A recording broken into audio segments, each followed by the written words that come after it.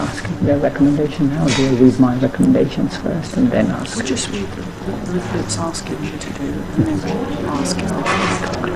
Thank you.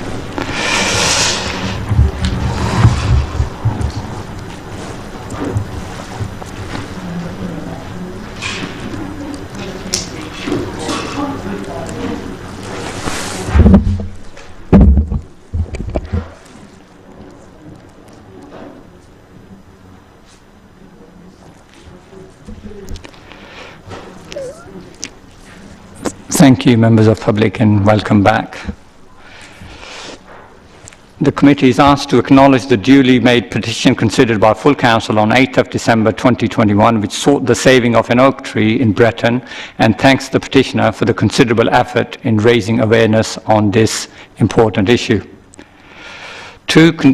Considers the evidence in the paper provided, as well as the evidence as to be presented by speakers at the meeting, and determines a set of recommendations for Cabinet.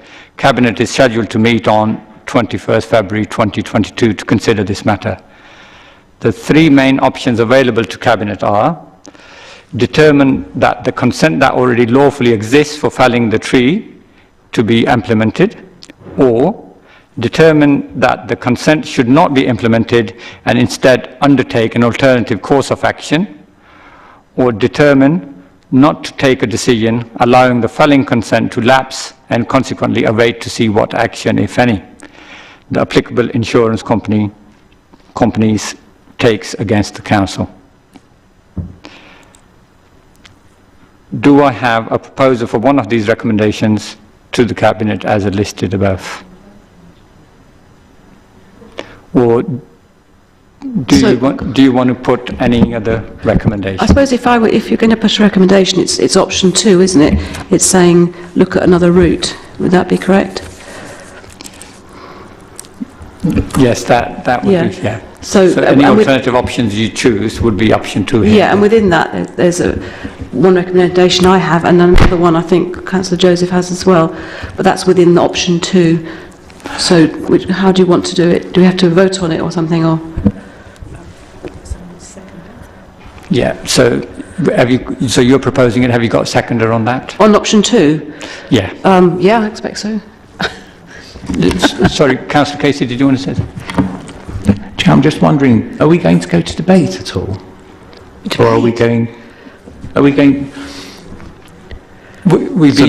The whole previous discussion was a debate. No, but I'm just thinking about debating the 3 options, because we've done the details. We've got these 3 options, and one of them gives us total control. The next doesn't take account of any of the timing constraints that we've got, which could also have a financial difficulty for the council. And then the third one is just to hope for the best and cross our fingers, and Can I raise a point of order, Mr. Chairman? Because I think you're misleading the committee in telling them that they only have those 3 options. That those are suggested options in the report, but it's up to the committee what recommendations you want to put forward. Councillor Sanford, I'm not misleading. It was Councillor Skibstead said that her recommendation falls in part B of that, which in fact it does. Doesn't? Yeah. Anyway, Councillor Skibstead, do you want to propose that? Yeah, I'd like to propose option 2, yes. Option 2. Do you have a seconder? I agree with Councillor Casey that we should debate. Oh. That's what happens in what... Switch your microphone on, please. Did you want to switch on the microphone? Sorry, we can't hear you. I agree with Councillor Casey. We're supposed to go to debate and then we're supposed to put recommendations forward, unless this meeting obviously runs on different rules to other ones. No, sorry, so did you want to debate on those 3 options? Is that what you're saying? I think we go to debate and decide what our recommendations are, whether those 3 or whether we've actually got other recommendations to put forward, which we might well have, because I'm not sure that saying we want to go to option 2 covers the recommendations that we want to make. Yeah. Okay. Yeah. Open for debate. Who would like to start the debate, please? Councillor Bowes.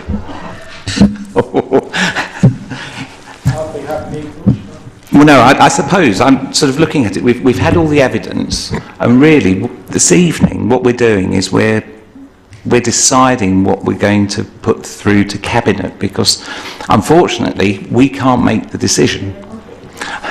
The poor chap sitting at the back has got to make the decision on Monday, I think. But a lot of that will be informed by the discussions we've had this evening.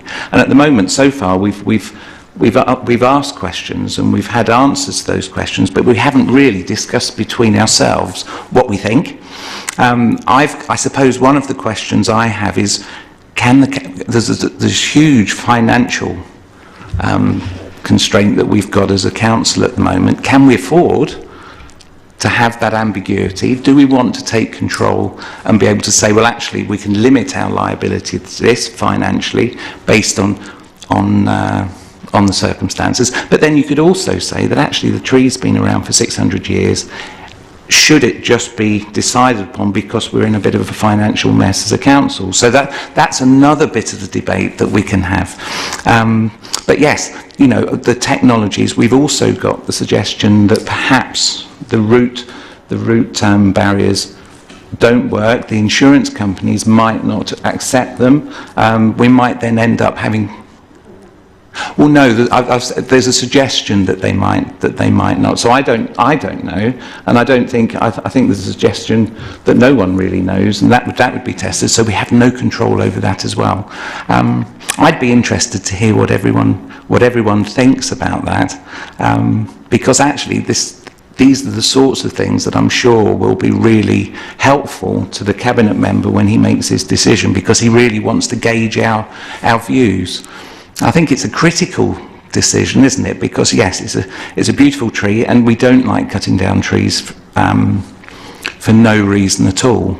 I know as a ward councillor, I have a number of trees that residents have asked me to have removed, and sometimes I've been successful, and sometimes, as Darren will attest, sometimes I haven't.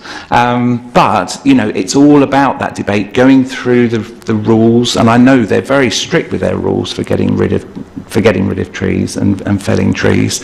But this is our forum for being able to discuss that, and then what do we think? We've got these three options, but yes, are there more options? So I agree with Councillor Sanford. I'd be interested to hear what those options could be. But I think yes, I think it's up to us to sort of discuss those. Mm-hmm. Councillor Burbidge. Yeah, I think at the moment the finances are not irrelevant, but not as important at the moment. For me, there's too many grey areas, too many contradictions between the reports to be able to make a properly judged decision either way.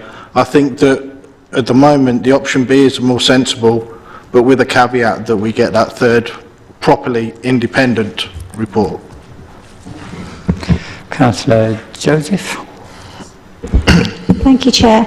Absolutely. I mean, we all understand the constraints which the Council is operating, and perhaps that's not the forum to discuss it here, but that can't be the only criteria for what decides our decisions, because then you're setting a precedent that the only reason that we go with a decision is because it's financially beneficial to us at this particular moment in time.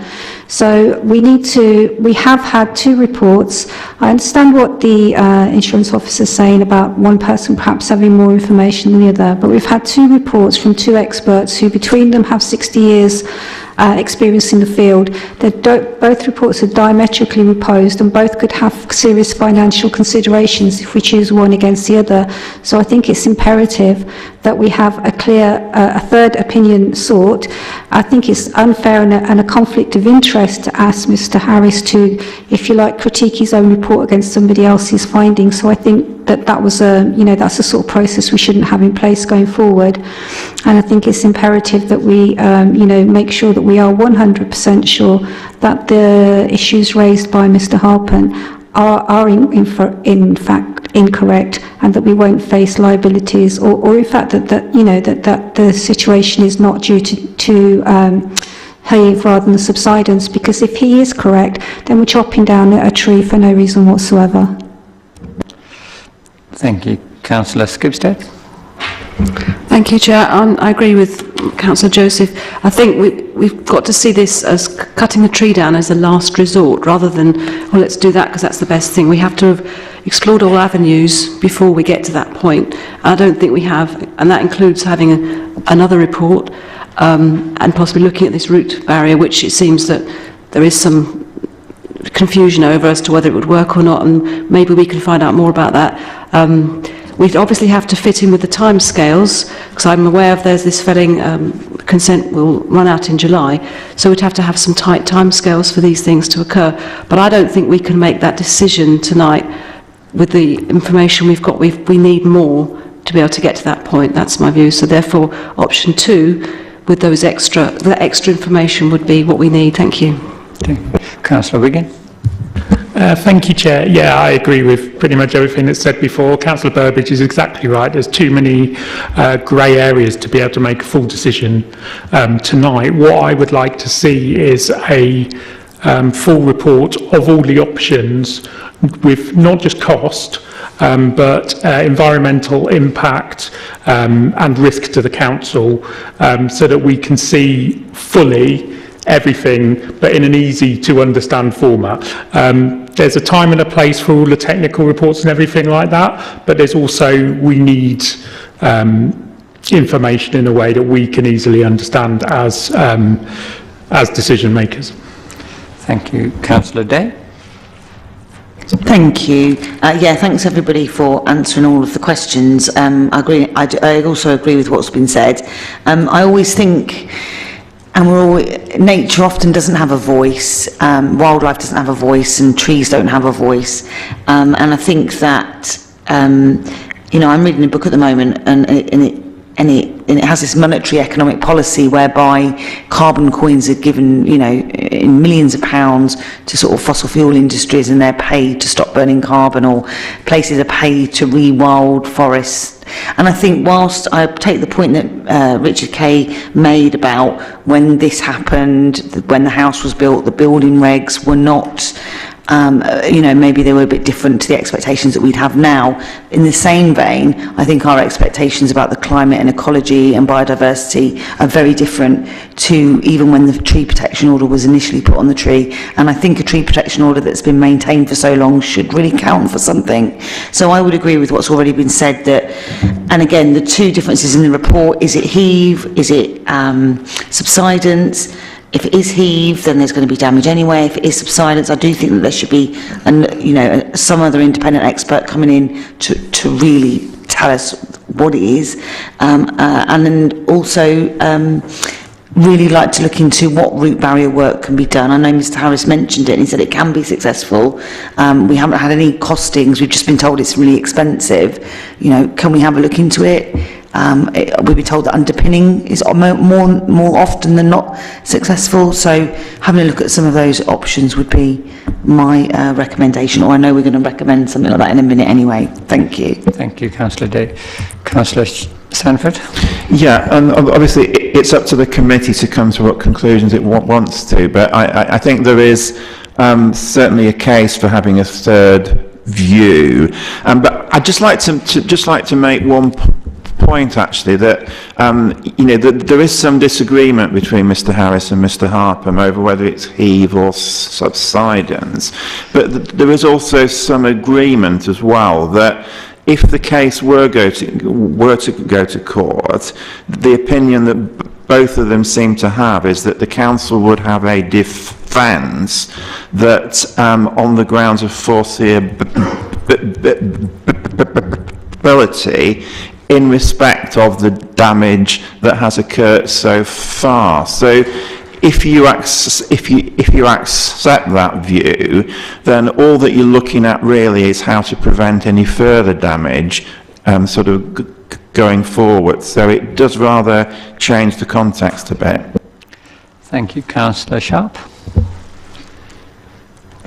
Yeah, my concern, and it's picking up on Councillor Sanford's point there, is my concern is that we end up just kicking the can down the road, for want of a better phrase.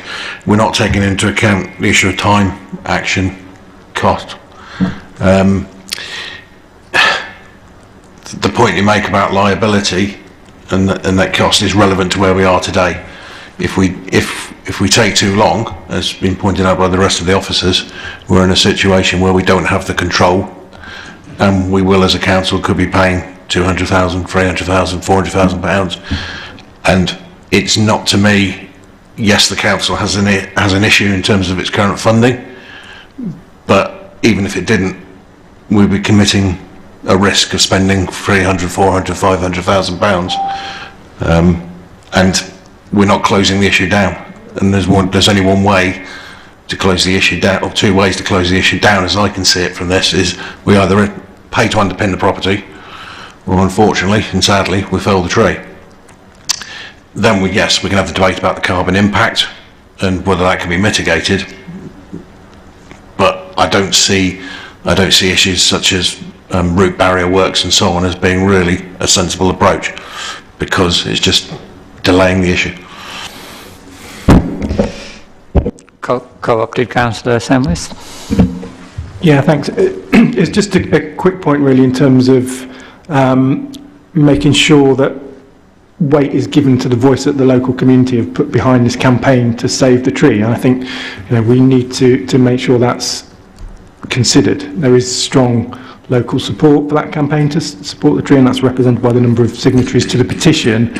And in my role as a co-opted member for the parish council, I've had a discussion with the chair of Bretton Parish Council and taken on board views there. And I think we just need to make sure that actually the community voice is heard in these decisions. Yeah, thank you. Councillor Joseph. Yeah, just coming back to what Councillor Sharp said about time, we have got about 3 months before we can make the decision, in June, because we've got until July, and the council has got a track record of acting quickly when it needs to, so I don't see that is really an issue. Councillor Casey. I'm just, because actually the other part of the report is about the weather change, and the fact that they can't, if they do decide to cut it, then you end up having another season of growth and another season of damage. So I think that was the time constraint. It was trying to do it before the weather changed. Yeah. Yes, it is, isn't it? It's, yeah. Thank you. I'd be interested, because I like the idea of having that sort of the mitigation and the risk mitigation and how much the problem I have though is the time. But the other side to me thinks that actually, is it possible? Because we're not here really to make the decision. We're here to have heard all the evidence and then make a recommendation, or have our views then go to the cabinet member.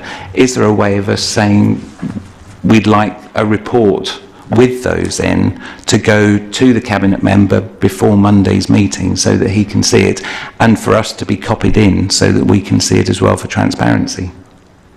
Thank you. And I'm just saying, if it's a sort of a flash directive, that means that it has to happen. Yeah. Councillor Sharp, did you want to come back? Okay. Yeah. Remember the point on barriers also, that you'll have to install them in people's private properties. That's the big hurdle in itself. And then the second part is, if the barriers are there, would the insurance company still insure that property, and would the mortgage people still lend across that? So the property effectively still becomes priceless, or in a zero price. Yeah. Councillor Joseph. I think you meant worthless rather than priceless. That's right. However, to come back on Councillor Casey's point, if we haven't got the ability to recommend any action because of the time constraints, then what's the point of this meeting in the first place? Yeah. Councillor Sanford. Yeah, I just wanted to make a comment about the time constraints, because a lot of things people have been saying we've only got until July because the consent expires in July. What would if it was still going in July? All that would happen is either an officer would reconsider the consent and possibly grant it again, or it may go to planning committee. I think with all the controversy, that I think maybe a member of the council at that time would probably refer it to planning committee. There's also been some talk about about the time constraints because we may have a really dry spring. We don't actually know that we're going to have a really dry spring. It could absolutely pour down, and so I actually do think the time thing is and the final point on the time thing, people are saying, well, the insurance company may possibly put in a claim. They haven't put in a claim up to this point. We don't know for certain that they'll put in a claim in April, June, July, October, or what. So I think, I wouldn't feel you should be forced into making a decision just because of speculation over what may happen. Thank you, Councillor Sanford. Yeah, Councillor Casey. I thought my understanding of the time was that it would be another year's worth of potential damage that we'd be liable for. So it was really a case of trying to get it sorted soon. Yeah. I thought we were liable for what's happened up until now. Yeah. But that moves as we delay. Yeah, the damage, I suppose what you mean is the damage could be bigger as it's delayed. Yeah, and I suppose the second part is it also opens floodgate for more claims from other people in the process, so it could damage other properties.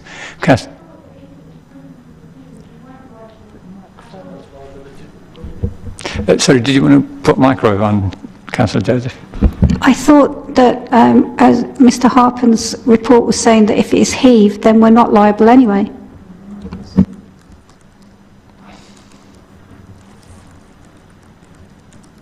Councillor Skipstead?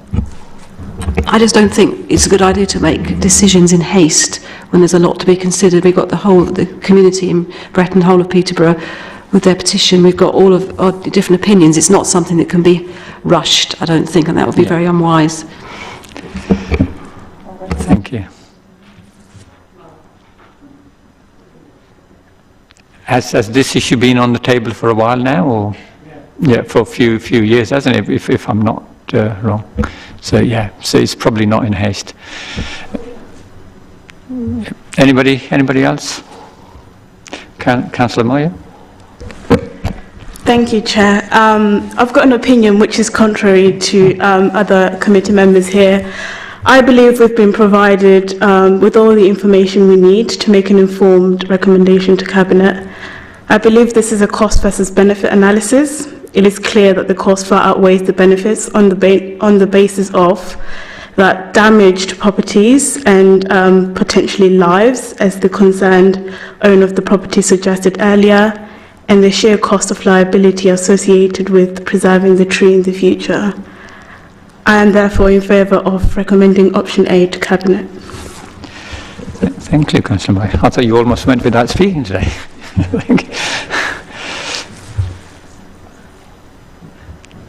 Anybody else? Now, so we can finish the debate now. So do I have a proposal for one of the... Councillor Shop, sorry, I couldn't see you. Sorry, very quickly, and if we asked a third independent report to be commissioned, because I've expressed my views elsewhere in terms of what's independent and what may not be, how do we guarantee that we're going to take that forward and that we don't just end up in this circle? Because we're going to... Yeah, so, and if the committee, does this come back to committee or does it go back to Cabinet, and Cabinet aren't happy with the 2 versus 1? If the answer is where do we end? So the question, are we able to say that one further independent report agreed by, I don't know, both parties is the petition of the other party to the council? Yeah. How do we agree that the third independent person is acceptable to both parties? Who are those parties? How long does that take? Accepting the comments you make about timeline, because it may or may not be relevant. I'm just concerned that then comes back and we don't like the answer to that. It will go to the Cabinet and then presumably then come back to the Growth Committee, or then somebody can still call it in. No? No. No, Councillor, sorry.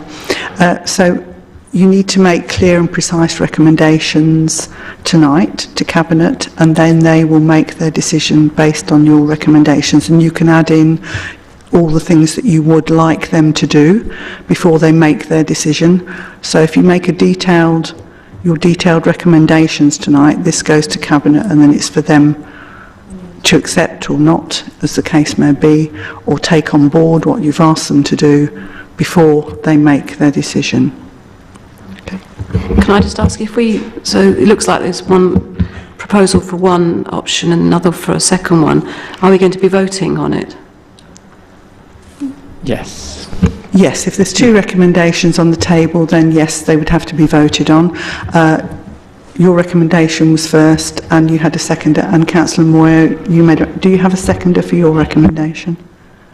Councillor Brown. Councillor Brown? Okay. All right. Let me just make a note of that.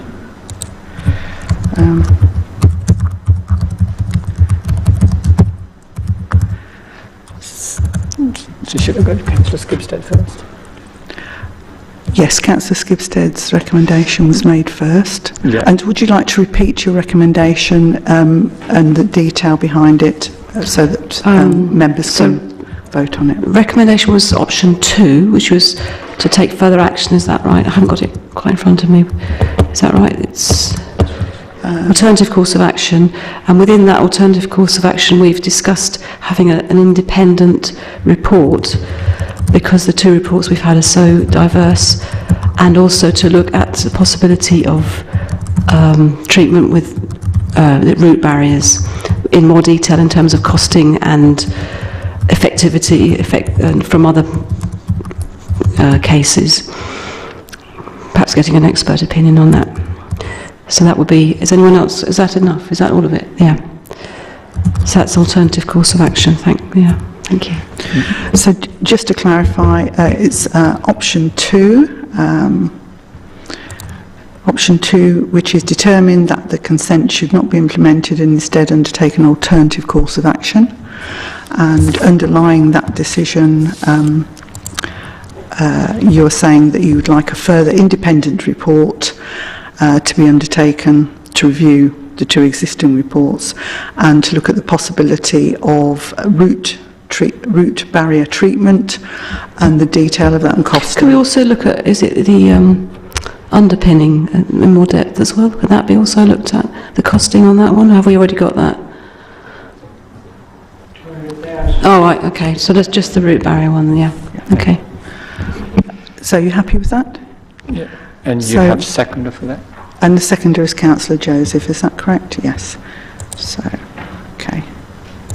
Okay, Chair, if you want to go to the vote. Yeah. Members, can we go to the vote on that, which is part B, determine that the consent should not be implemented and instead undertake an alternative course of action. And you're aware of the action. Members in favour of that, please. That's 1, 2, 3, 4, 5, 6. Okay. And members against that? 2, 3. 1, 2, 3, 4 against. 4 against. Abstain? One abstention.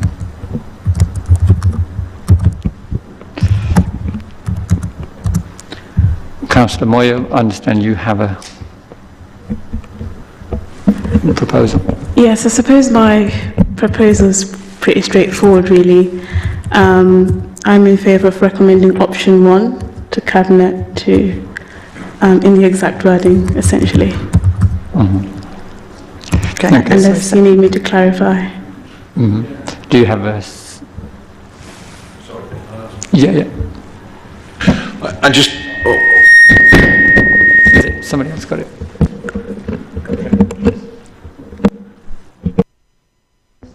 I'm minded to support Councillor Moyer's proposal. I just wanted a question in light of what Councillor Skipstead's put forward, though.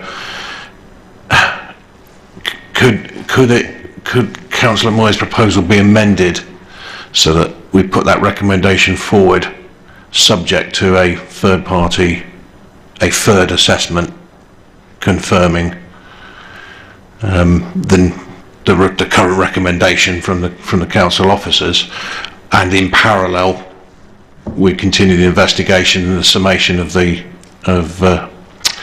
costs for alternatives, so that we're then armed with all the information, but we're not delaying it. It's plain being semantics. Sorry, Councillor Day, did you have something to say? Actually, just before I answer that, I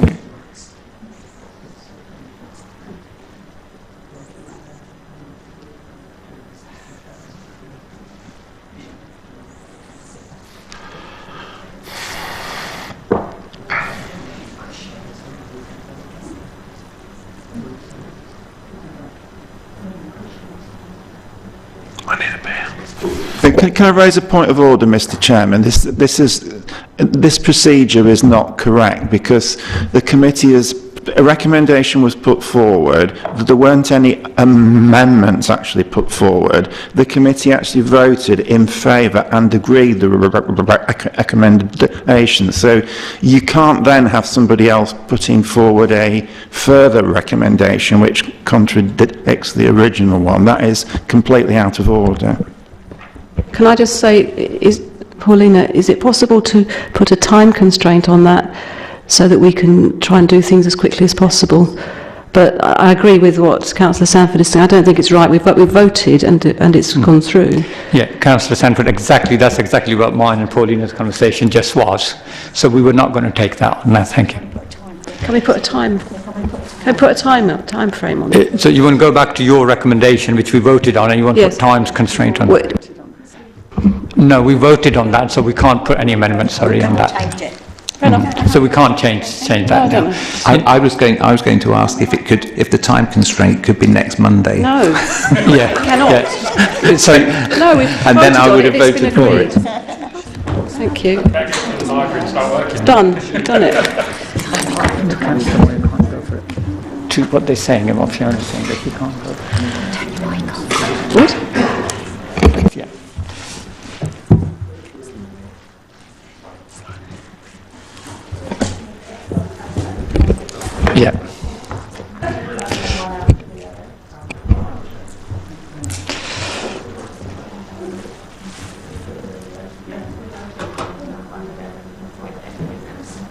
Yeah. Yeah, unless it's additional, unless it's a separate recommendation, it can't be from that list. Yeah. So that was voted on. It was approved by majority, so that is the option. Yeah. Okay, members. So the recommendation B's gone through. So that's you got the votes for that. So that's gone through. Item agenda 5. Do I go on that one? Date of next meeting? Yes, so that concludes that item. Yeah. And the recommendation will be put forward to Cabinet. Yeah. Sorry, Councillor Sharp. Just to confirm, so I understand the discussion in terms of the two proposals were related. We voted on the first one, but just to check, there are no other because we can make more than one recommendation, surely, can we not? You could make one recommendation out of as long as they're not relevant, not related to each other in the way that we've just discussed. Yeah, you can make additional recommendations I'm not saying away I from have any, those but three. I just make sure the rest of the committee don't. So. Yeah, it's just that Councillor Moyer's recommendation was A, which is because B's already gone through, then you couldn't have A on that. But if you have a recommendation away from those three, then you could put that in as Councillor Sharp has identified. So, just to clarify, are there any further recommendations? Yeah. Just to clarify, are there any further recommendations? Otherwise, we'll close the meeting now. Councillor Moyer? Can I, in theory, word it differently? Would that be considered?